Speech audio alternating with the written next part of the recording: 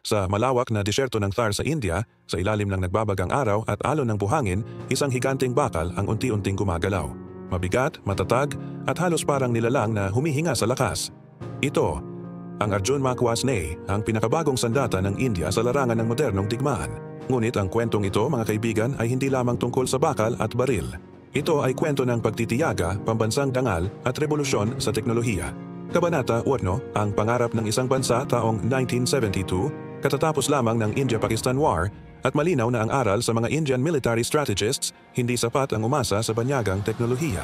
Noon, ang India ay umaasa sa mga tangkeng gawa ng ibang bansa, mga Vijayanta, T-55 at T-72 mula sa ibang mga kapangyarihan. Subalit may isang tanong na kumakain sa isipan ng mga leader militar: kailan magiging tunay na atin ang ating sandata? Sa puntong iyon, ipinanganak ang pangarap, ang Indigenous Main Battle Tank Project. Ang layunin, gumawa ng sariling tangke na kayang sumabay sa mga pinakamahusay sa mundo.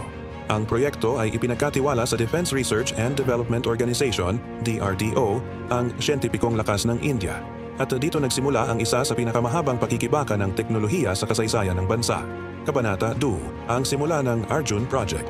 Sa una, tila imposible. Wala pang karanasan ng India sa paggawa ng tangke mula sa simula. Wala silang sariling engine, armor composition o fire control systems, pero may isa silang bagay na hindi mabibili ng pera: determinasyon. Taong 1974, opisyal na inilunsad ang Arjun Main Battle Tank Program. Pinangalanan ito mula sa maalamat na bayani ng epikong Mahabharata. Si Arjuna, ang mandirigmang hindi matitinag sa giyera. Layunin ng mga siyentista, gumawa ng tangke na kayang lumaban sa mga Soviet at Western tanks, mabilis, makunat at eksakto. Pero gaya ng maraming pangarap, ang Arjun ay tumagilid sa mabatong daan. Kabanata 3, mga dekada ng pagsubok. Sa mga laboratorio ng Combat Vehicles Research and Development Establishment, CVRDE, sa Chennai, daan-daang siyentipiko ang nagtrabaho araw at gabi. Ngunit bawat tagumpay ay sinusundan ng problema. Ang unang prototype ng Arjun ay lumabas noong dekada 80. Ngunit pagdating sa mga test track, sobrang init ang makina, mabigat ang chassis, at madalas masira ang suspension.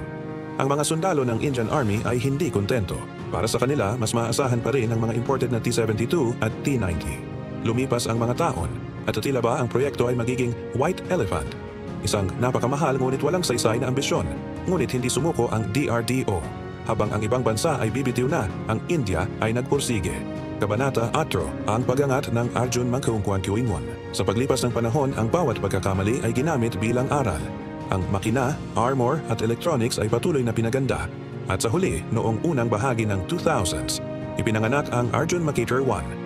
Ito ay may 120mm rifled gun na kayang magpaputok ng High Explosive Squash Head, HESH, at Armor-Piercing Fin-Stabilized Discarding Sabot, APFSDS rounds.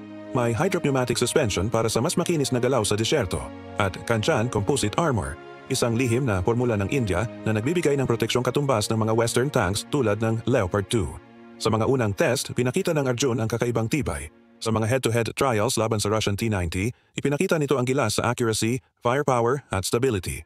Ngunit may isa pang problema: bigat. Sa mahigit 68 tonelada, ito ay napakabigat para sa ilang tulay at kalsada sa India. Ang Army ay nagdalawang isip. Handa na ba talaga ito para sa larangan ng digmaan? Kabanata 5, ang pagpapanganak ng Arjun Makhwasne 1A. Ngunit hindi pa tapos ang laban. Ang mga inhinyero ng DRDO ay nagpatuloy sa pag-upgrade. At mula sa mga tao ng pagsasanay, reklamo at pagbabago, sumilang ang Arjun Makhwasne 1A, isang tangke na tunay na ipinagmamalaki ng India. Ang Sinkhate 1A ay hindi lamang rebisyon, ito ay revolusyon.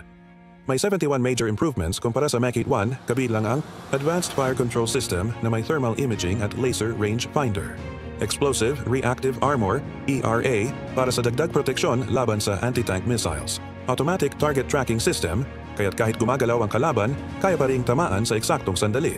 Improved Mobility at Commander's Panoramic Sight para sa mas malawak na view. Remote-controlled weapon station para sa machine gun. Ligtas ang crew habang lumalaban. At higit sa lahat, ang disenyo nito ay bunga ng sariling karanasan ng India. Ang klima, lupa at takbo ng kanilang mga operasyon. Hindi na ito banyagang konsepto, ito ay tangke ng India para sa India. Pagsubok sa disyerto noong 2021. Matapos ang matagal na proseso ng pagsusuri, inaprubahan ng Indian Army ang unang malaking order ng 118 Arjun Makhwasne 1A tanks. Isang tagumpay ito na higit pa sa militar, ito ay simbolo ng pambansang pagmamalaki. Sa mga test field ng Rajasthan, pinatunayan ng Arjun Maki 1A ang lakas nito sa init ng 50 degree sa alikabok at sa mga disyertong may malalambot na buhangin. Habang umuugong ang makina nito, tila ba sumisigaw ang bakal, ito ang bunga ng ating sakripisyo, ito ang Arjun. Sa harap ng pandaigdigang pagtutol, ngunit hindi pa rin tumitigil ang mga kritiko. May mga nagsasabing hindi pa rin handa ang India na makipagsabayan sa mga bansang may dekadang karanasan sa tangke, tulad ng Germany, Russia at US. Ngunit kung tutuusin, ang Arjun Macquarie 1A ay hindi lamang produkto ng teknolohiya. Ito ay produkto ng pambansang damdamin. Habang ang ibang bansa ay bumibili, ang India ay gumagawa. Habang ang iba ay kumokopya, ang India ay nagsusuri, nagbabago at nag-iimbento. At dito lumalabas ang tunay na diwa ng Arjun Macquarie 1A. Hindi ito perpekto, ngunit ito ay sariling lakas. Teknolohiyang nasa likod ng bakal. Ang loob ng Arjun Macquarie 1A ay parang hiwaga. Ang engine nito ay isang 1,400 horsepower German MTU diesel engine na nagbibigay ng bilis hanggang 70 km/h sa kalsada at 40 km/h sa off-road terrain. Ang transmission ay automatiko at ang suspension ay may kakayahang sumalo ng matinding impact sa uneven terrain. Ang armor, tinatawag na Kanchan Composite, ay pinaghalong bakal, ceramic at iba pang classified materials na kayang tiisin ang diretsong tama ng 125mm rounds. Mayroon itong Integrated Battlefield Management System, BMS, na nag-uugnay sa iba pang tangke at command units sa real time. Ibig sabihin, sa gitna ng labanan, lahat ng Arjun ay nag-uusap, palitan ng data, target at impormasyon. Sa loob, komportable ang crew, may air conditioning, shock absorption seats at digital interface. Ang disenyo ay hindi lamang para sa lakas, kundi para sa katatagan at kaligtasan ng tao. Simbolo ng isang bagong panahon. Habang papasok ang India sa bagong dekada, dala ng Arjun Macquarie 1A ang mensahe, hindi na kami aasa, kami na ang gagawa. Ang tangke ay simbolo ng Atmanirbhar Bharat, ang kampanya ng India para sa sariling kakayahan at industrial na kalayaan. Ang bawat bolt, bawat tornilyo, bawat piraso ng armor, lahat ay bunga ng lokal na talino. At bawat kilometro na tinatakbo nito ay hakbang palayo sa pag-asa sa banyaga. Ang kinabukasan, Arjun Macquarie 2 at higit pa.